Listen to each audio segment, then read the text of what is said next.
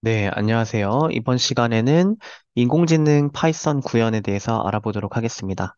네, 6주차 강의에서 배웠던 선형 회귀 분석 그 이론을 기반으로 강의가 진행될 내용이니까요. 네, 이전 강의 내용을 잘 이해하시고 들으시기를 바랍니다. 잠깐 이전 시간에 했던 것을 리뷰를 해보자면은 기계학습 기법 중에 하나인 선형 회귀 분석에 대해서 지난 시간에 우리가 공부를 했었죠. 이 선형 회귀 분석이라는 것은 인공지능 모델에서 어떻게 보면 가장 단순한 모델 중에 한 가지입니다. 그렇지만 이게 이제 단순하다고 뭐 별게 아닌 건 아니고요. 대부분의 인공지능 이론은 이렇게 단순한 것으로부터 시작을 하고 그리고 실제로 그 인공지능을 학습하는 과정이나 어떤 수식들은 거의 다 똑같아요. 그래서 여러분들 이 선형 회귀 분석 하나만 잘 이해해 놓더라도 나중에 이제 지도학습 기법들을 이해하시는데 큰 도움이 되실 거라고 생각을 합니다. 그래서 이 인공지능 중에 기계학습은 과거의 데이터 혹은 기록으로부터 뭔가를 예측하거나 분류하는 모델을 학습하는 것이다라고 지난 시간에 설명을 드렸죠. 그래서 여기 이제 예제가 있는데 이렇게 서로 다른 5개의 트레이닝 데이터들이 있어요. X축은 이 각각의 데이터의 어떤 키 값이고요. 그리고 Y축은 그 사람, 그 데이터의 몸무게 값이다라고 생각하시면 되겠고, 선형 회귀 분석을 한다라는 것은 이 5개의 데이터를 잘 표현하는 모델을 선으로 나타낸다라는 거라고 설명을 드렸었죠. 그렇다면 이 선형 모델은 우리가 수학적으로 어떻게 쓰냐? 요거는 이제 중학교 때 배웠던 내용으로 여러분들 다 알고 계시죠? 1차 방정식 형태로 직선을 우리가 나타낼 수가 있죠. y축의 값을 결정하는 어, 함수는 이렇게 되는 거죠. ax 플러스 b로 결정이 된다. 그때 a는 이 직선이 얼만큼 기울어져 있는지를 나타내는 것이고요. 예를 들어 a가 1이다. 그러면 x가 1 증가할 때 y도 그만큼 증가한다는 거죠. x만큼. 그러면 y도 1 증가하겠죠. 기울기가 1인 직선이 될 것이고 기울기가 만약에 0이다. x가 증가하더라도 y는 증가하지 않으면 이렇게 가로축으로 평행한 선이 그어질 거고요. 혹은 x가 1 증가할 때 y가 마이너스 1만큼 줄어든다라고 하면 기울기가 마이너스 1로 결정이 되는 것입니다. 그리고 이 b는 이 직선이 원점으로부터 얼마나 위로 떨어졌는지 혹은 아래로 떨어졌는지를 결정하겠죠. 그래서 여기는 보시는 바와 같이 b가 한 35 정도 될 것 같네요. 원점으로부터 35만큼 y축으로 떨어진 형태를 나타내고 있습니다. 만약에 이 b 값이 음수가 되면은 이 직선이 이 원점보다 아래쪽부터 시작을 하는 그래프로 그려지겠죠. 여러분 이거 다 배우셨죠? 네, 다시 결론적으로 말씀드리면 우리가 학습하고자 하는 선형 모델은 이런 형태의 모델이고요. 이 모델의 그 모양을 결정하는 파라미터 2개, A랑 B를 구해내는 것이 목표가 되겠습니다. 그리고 이론에 대한 내용을 다시 전부 다 복습하기에는 조금 어려움이 있고요. 여러분들 혹시 놓친 부분이나 이해가 잘 안 된 부분들은 지난 강의를 다시 한번 해보시고 공부하시길 바랍니다. 그래서 이 선을 우리가 학습을 할 때 뭘 해야 된다고 했죠? 현재 상태, A와 B 상태에서 이 학습 데이터들을 예측을 실제로 해봤을 때 이 인공지능 모델이 가지고 있는 오차, 오류를 측정을 해야 된다고 했죠. 그 오류를 우리가 어떻게 측정했냐? 평균을 제곱해서 음, 만들었다라고 했습니다. 그래서 이 y의 요 어떤 꺽쇠 표시가 되어 있는 게 인공지능 모델이 예측한 값이에요. 즉, 인공지능 모델을 우리가 여기 위에 필기를 좀 할게요. y 이꼬르 ax 플러스 b로 설계를 했었죠. 근데 이제 x 값이 무언가 들어왔을 때 인공지능이 예측한 값이 이제 y의 요 햇으로 우리가 표현을 할게요. y가 이제 모자를 썼다 해가지고 이걸 우리가 y의 햇이라고 부르거든요. 이렇게 돼 있고, 트레이닝 데이터가 만약에 주어진 게 뭐 10개다. 그러면은 이 x가 10개가 서로 다른 게 들어갈 수 있죠. 그래서 이 i라는 값은 그 트레이닝 데이터의 순서를 나타내는 겁니다. 첫 번째 데이터면 i가 1이겠죠. 그래서 첫 번째 데이터를 집어넣고 그러면 인공지능 모델이 예측한 y의 햇과 그리고 실제 y 값도 있겠죠. 그 x 값에 대응되는 실제 y 값, 요 값 간의 차이를 계산을 하고 그 차이를 그대로 우리가 오류라고 생각하지 않는다 그랬죠. 그 y의 차이를 이제 제곱을 시켜줘가지고 오류를 우리가 결정을 한다. 왜냐하면 뒤에서 설명드리겠지만 이 제곱 함수로 만들어야지 이 함수가 어느 지점에서 최소값을 가지게 되거든요. 그래서 제곱을 해준다. 그리고 부호의 영향도 제곱을 하면은 없애줄 수 있죠. 예를 들어 마이너스 1의 제곱을 하면 1이죠. 이 부호값이 사라지는 거죠.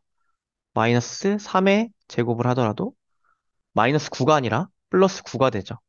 그래서 무조건 오차는 양수값을 가지게 된다. 그렇게 바꿔주는 역할도 있고, 그리고 이 제곱이라는 형태가 나중에 그 최소값을 무조건 가지는 지점을 있기 때문에 오차 함수로 우리가 표현하기에 적합한 함수입니다. 그래서 네, 이렇게 이제 전체를 다 더해주고 요 앞에 n분의 1로 나눠줬죠. 이 m이라는 거는 이 데이터의 개수예요. 그래서 여기 10개의 개수가 있다면 m이 10이겠죠. 총 10개의 트레이닝 데이터가 있으니까. 그거를 그냥 단순하게 10분의 1로 나눠주면 평균이 나오겠죠. 네. 그런 식으로 오차 제곱합을 이렇게 만들 수가 있고, 그 다음에 파이썬에서 이것을 이제 우리가 구현을 할 때는 numpy라는 패키지를 씁니다. 네. 여러분들이 지금 파이썬 환경을 어떻게 설치하셨을지는 잘 모르겠는데, 제가 알기로 대부분 여러분들 아나콘다라는 패키지를 컴퓨터에다가 프로그램을 까셨거나 혹은 구글에서 제공하는 콜앱을 이용하시고 계시죠?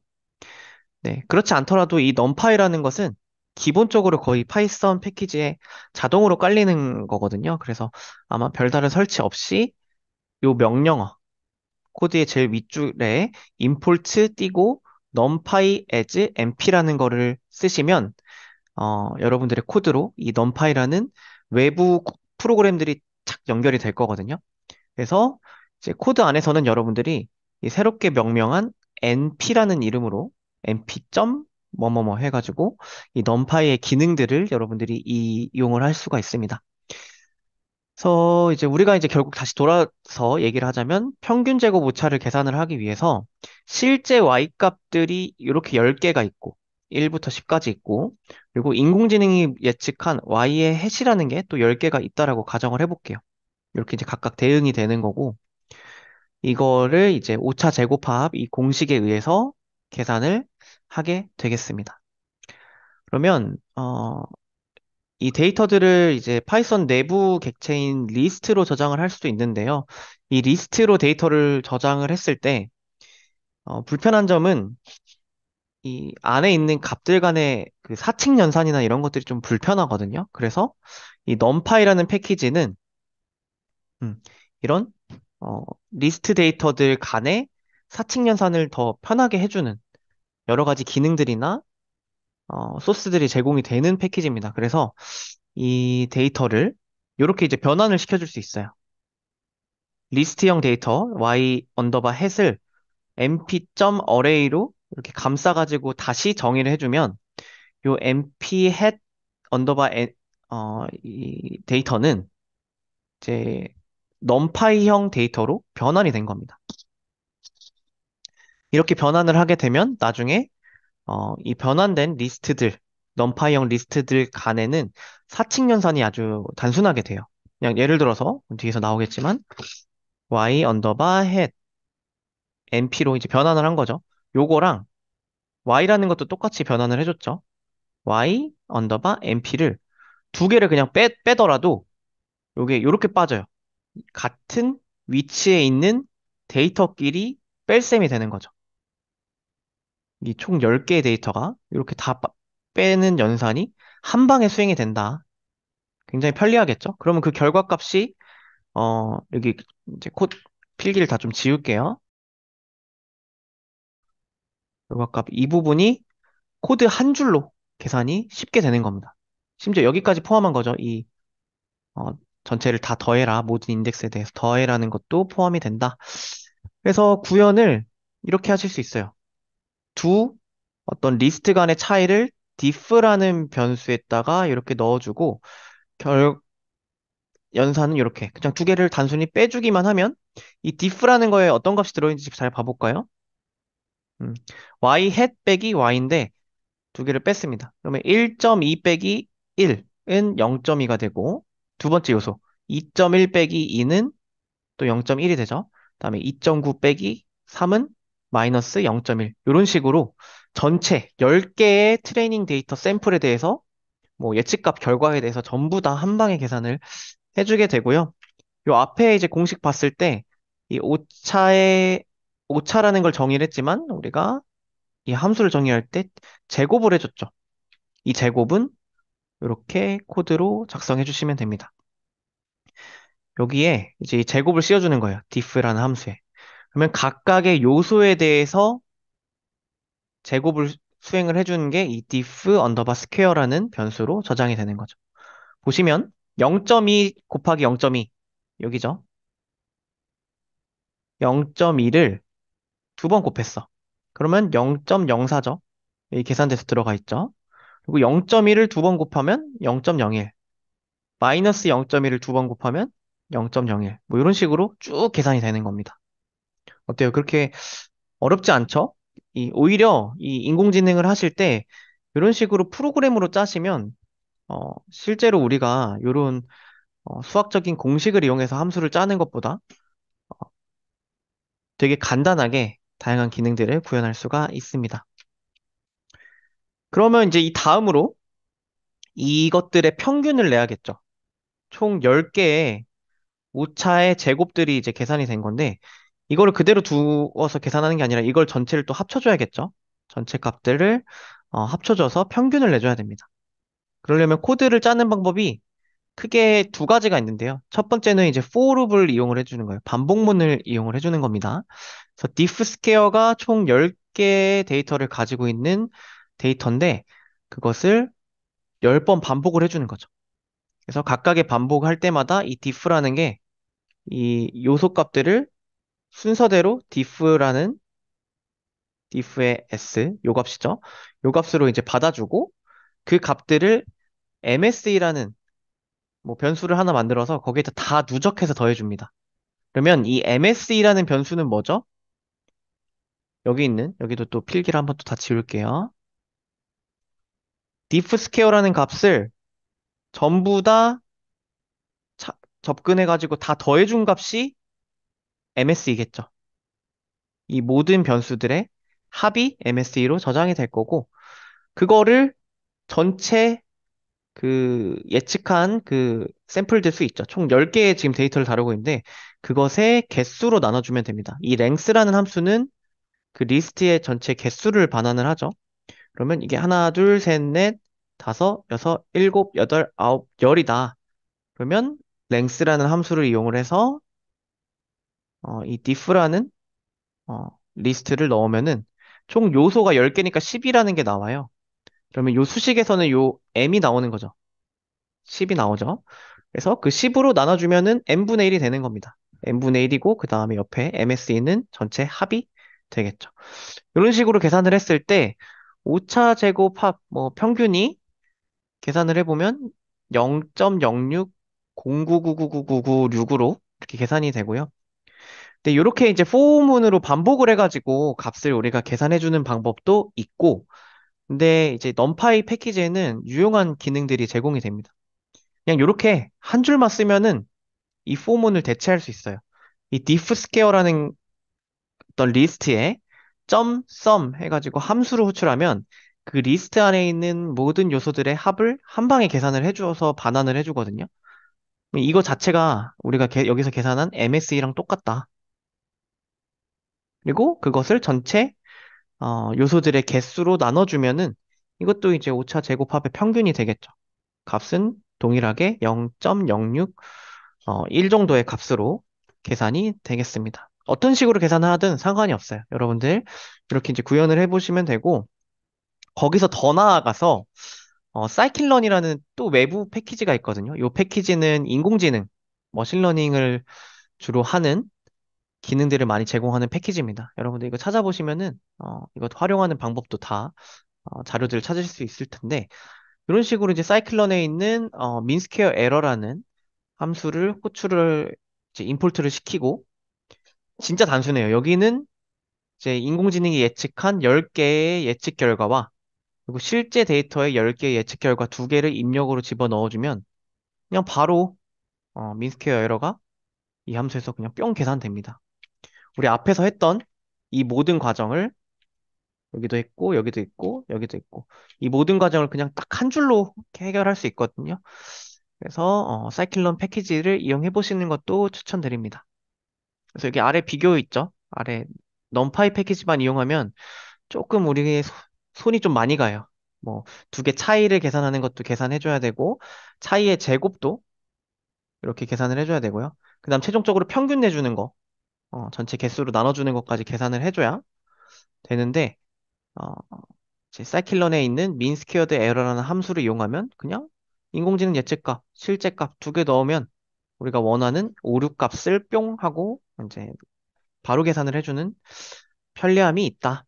음, 이거는 여러분들이 이제 선택하시기 나름입니다. 네, 본인한테 더 맞는 걸 쓰시면 되고, 다음부터 이제 볼 예제는 이제 넘파이랑 심볼릭 패키지 이 2개를 이용을 해가지고 실제로 그 트레인 데이터 5개에 대해서 인공지능을 학습하는 코드를 이제 리뷰를 할 겁니다.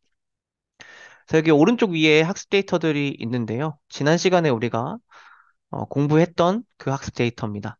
A라는 데이터는 키는 170, 몸무게는 65kg, B는 155cm, 몸무게는 50kg, 그리고 C는 키는 150cm, 몸무게는 45kg, D는 키는 175cm, 몸무게는 70, 그리고 E는 165에 55kg, 이런 데이터들이 있는데 이 데이터들을 이렇게 파이썬 안에 그 2차원 배열로 리스트로 이렇게 선언을 해 놓는 겁니다. 그러면 총 5개의 트레이닝 데이터를 이렇게 표현을 할 수 있겠죠. 이 표에 있는 거를 이제 우리가 코드로 다뤄야 되니까 이렇게 이제 옮겨줄 수가 있고 이것을 출력하게 되면 이렇게 나오겠죠. 각각의 뭐 얘가 A고 B, C, D, E 이런 식으로 데이터를 이제 저장을 하게 된 거고요. 그다음에 이제 공식에 의해서 요걸 이제 풀어야 되는데 어, 이 심볼릭이라는 패키지가 있어요.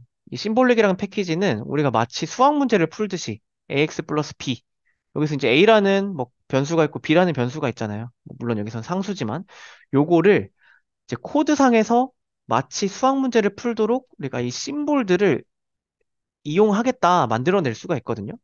그래서 우리가 사용하고자 하는 심볼 A랑 B가 우리가 사용해야 되는 심볼이니까 얘를 이렇게 심볼 함수를 이용해서 sym.symbol 그래서 나는 A와 B를 A라는 변수와 B라는 변수에 직접 만들어서 쓰겠다라고 선언을 하시고 그 다음에 이제 이 포문으로는 그냥 우리 수학 공식 그대로 코드를 짜주시면은 이렇게 만들 수가 있습니다. 이 레지듀얼이라는 거는 오차 제곱 합의 어떤 수식이에요, 수식. 그래서 요걸 출력하면 이 아웃풋처럼 이런 5개의 항이 만들어지죠.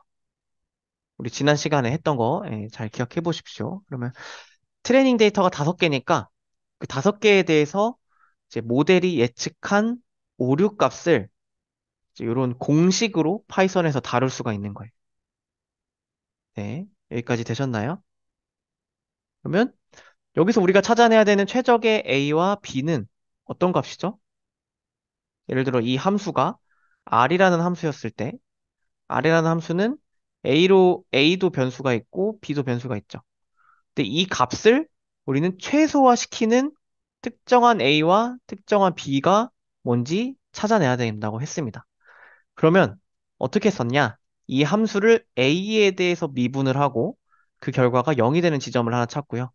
B에 대해서 미분을 해서 0이 되는 지점을 찾아야 된다라고 지난 시간에 우리가 공부를 했었죠. 그러면 이 파이썬에서는 그걸 찾는 것도 우리가 직접 여러분들 미분적분을 배우지 않았지만 여기 파이썬에서 제공하는 기능을 이용하면 얘가 컴퓨터가 자동으로 계산을 다 해주거든요. 그래서 심볼릭 함수 그 패키지 점 diff라는 것을 호출을 합니다. 그리고 우리가 이제 미분을 할 함수 r이랑 그리고 어떤 변수로 미분을 할 거냐?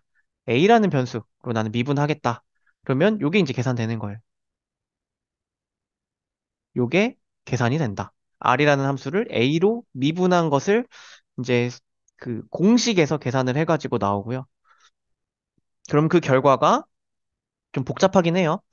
26만 6,550 A 플러스 1630 B 마이너스 9만 3,750 요게 나오는데 요게 0이 되는 지점을 찾아내면 된다고 했죠, 우리가. 왜냐 미분했을 때 0이 되는 지점은 그 지점이 기울기가 0이라는 의미고 이 아래로 볼록한 함수는 기울기가 0이 되는 지점이 그 함수의 최소값을 가진 지점이다라고 지난 시간에 설명해줬죠. 그래서 미분했을 때 0이 되는 지점을 찾아야 됩니다.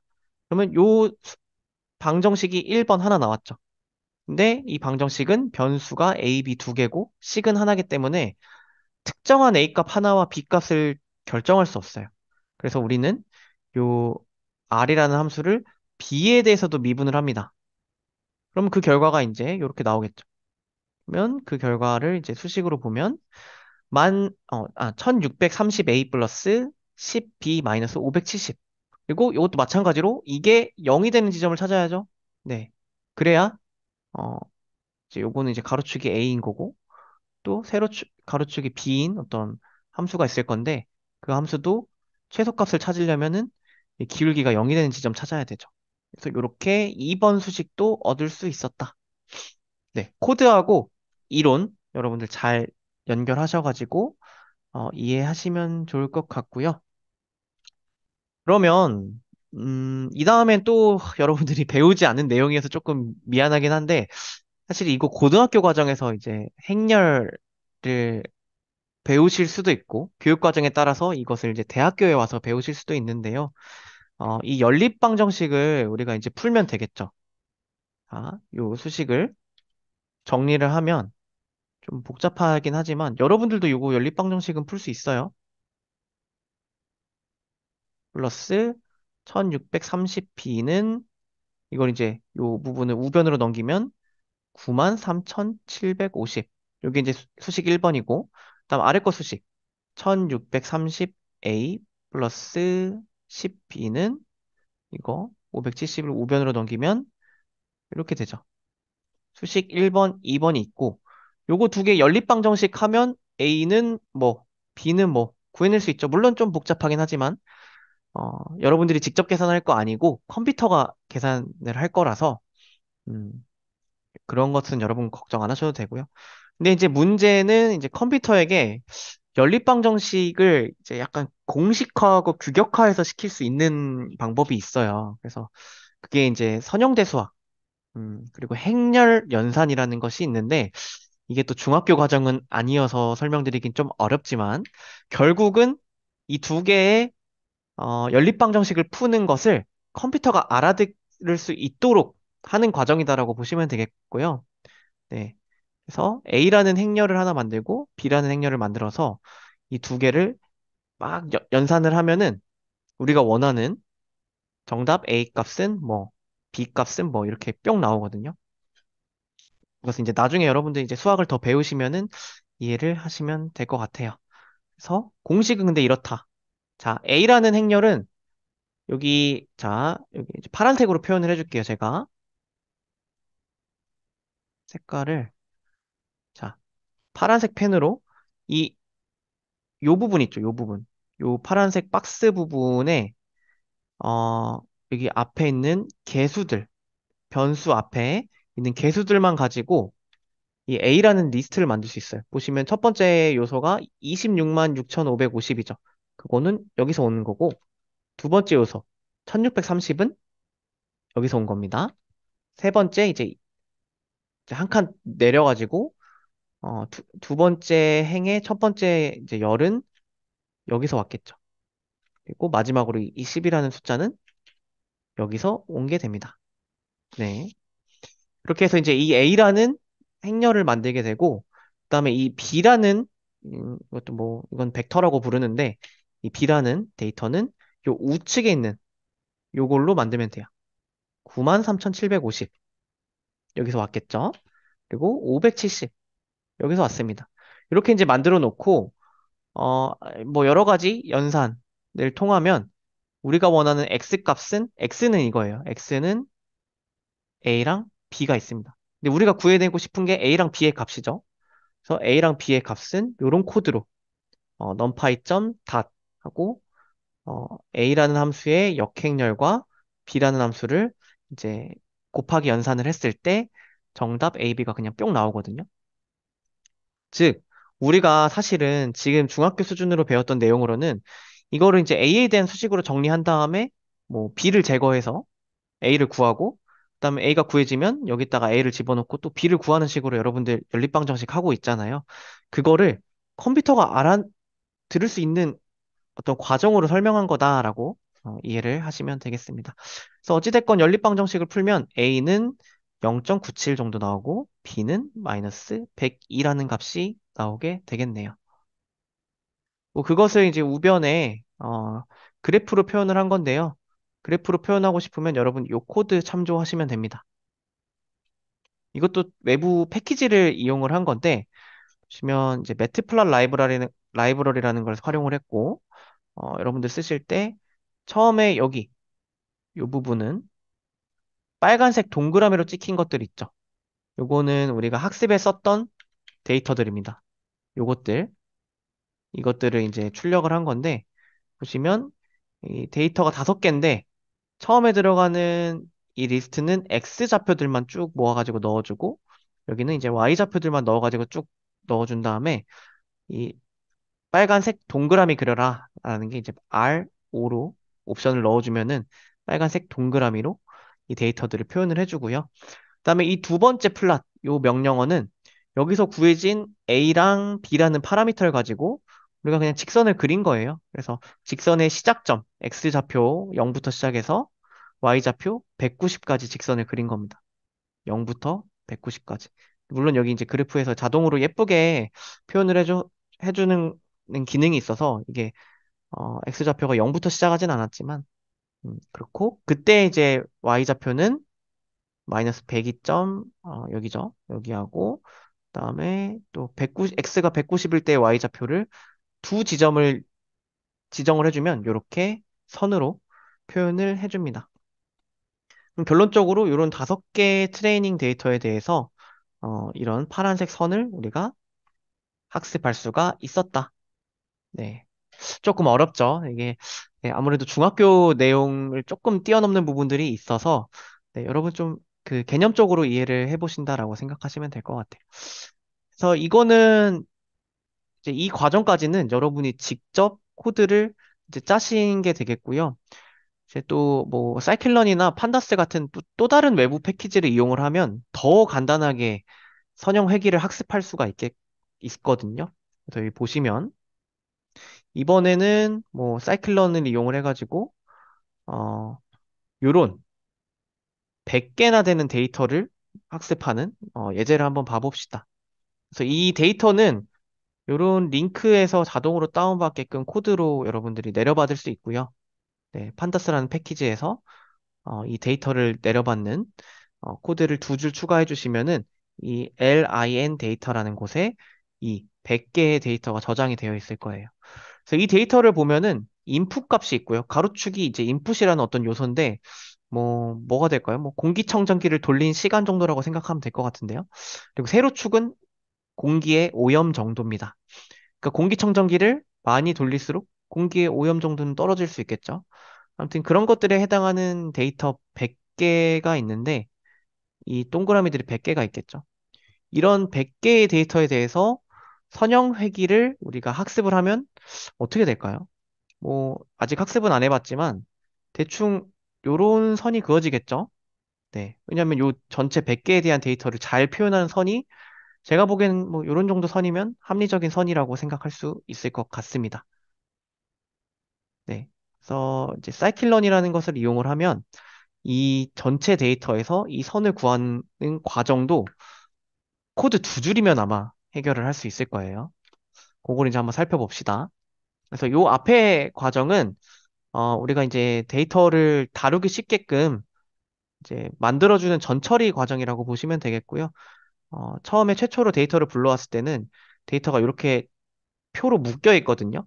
근데 우리 인공지능 학습할 때는 이 인풋에 해당하는 값들이랑 폴루션에 해당하는 어떤 요소 값들을 다 분리를 시켜야 돼요. 그래서 그거를 이제 x를 인풋에 해당하는 값들 100개를 저장하도록, 그리고 y는 폴루션에 해당하는 값들을 저장하도록 이렇게 구분을 해주고 여러 가지 전처리를 이렇게 거치게 됩니다. 그 다음에 우리가 학습하고자 하는 모델이 선형 회귀 모델이죠. 영어로는 리니어 리그레션 모델이에요. 요거를 우리가 앞서서 임포트 해놨던 사이클런에 있는 리니어 모델이라는 것에서부터 모델의 어떤 뭐라고 해야 될까요? 모델을 학습할 수 있는 기능들을 다 포함하고 있는 꾸러미를 가져오는 거예요. 그래서 여기서도 리니어 모델 점 리니어 리그레션이라는 거를 가지고 오면 이 모델이라는 변수 안에서 이제 이 선형 회귀를 할 수 있는 모든 기능들을 다 현재 포함하고 있는 겁니다. 기능들은 다 코드로 구현이 되어 있고 우리가 해줄 일은 오로지 그 안에 데이터 X하고 Y만 집어넣어주면 돼요.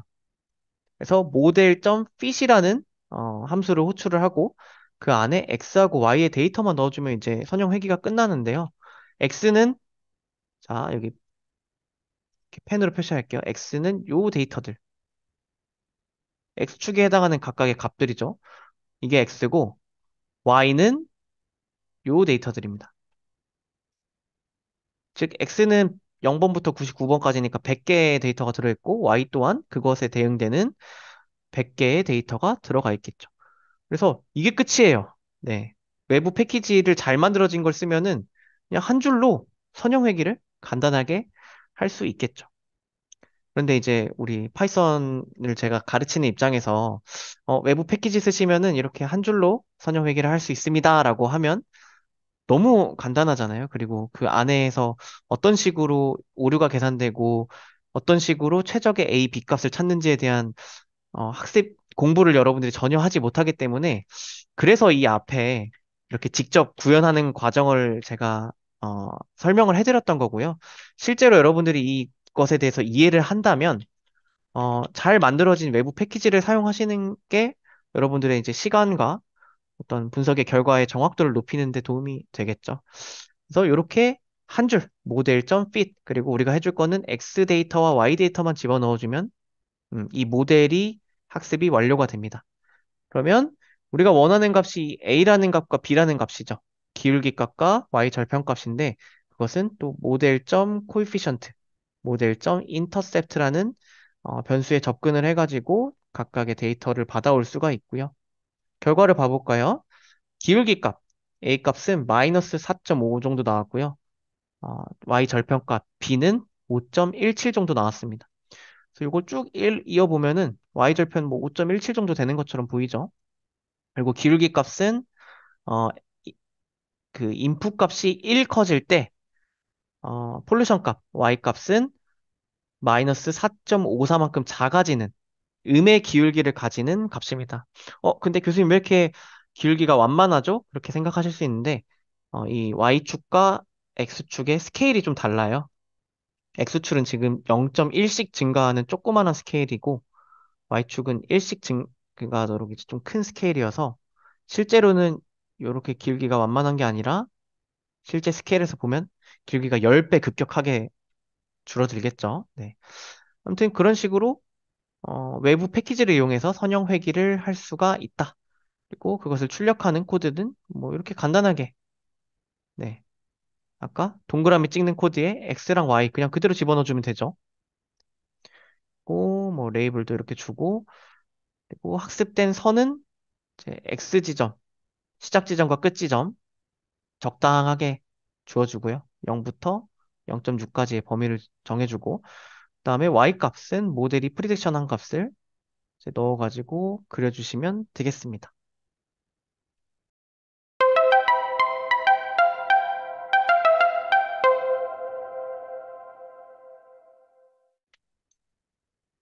그리고 이제 실제로 새로운 데이터가 들어왔다고 했을 때, 뭐 예를 들어 인풋 값이 0.5인 샘플이 들어왔어요. 그러면 우리가 학습한 요 모델, 노란색 선이겠죠? 선으로부터 폴루션 값을 예측해 볼 수 있겠죠. 그러면 요 값을 이제 계산을 해야 되는데, 그것도 그냥 코드에서 이렇게 간단하게 할 수 있습니다. 모델에 이제 프리딕트 해서 데이터를 이제 그 x 값을 집어 넣어주면은 이 모델이 예측 값으로 값을 자동으로 내뱉게 되고요. 여기 코드에서는 0, 0.5, 1이라는 세 개의 그 x 값에 대해서 예측을 해봐라 라고 했습니다. 그러면 0 여기 하고 0.5는 여기고요. 그리고 1은 여기 그래프에는 안 보이지만 0.7, 0.8, 0.9, 1. 뭐 여기도 예측해 볼 수 있겠죠. 그래서 값을 예측을 했더니 각각 예측된 값이 0일 때는 여기죠. 보니까 5.17 정도 맞죠? 5.17 이 정도 예측을 했고 0.5일 때 어느 정도죠? 한 3에 가까운 것 같은데요. 근데 예측했더니 2.9로 예측이 됐고 3보다 좀 덜 미치는 거고 그리고 1일 때는 거의 0에 가까운 값이 나오겠죠. 0.6으로 예측을 잘 수행하는 결과를 확인할 수 있습니다. 네, 여기까지 7강 마치도록 하겠습니다. 감사합니다.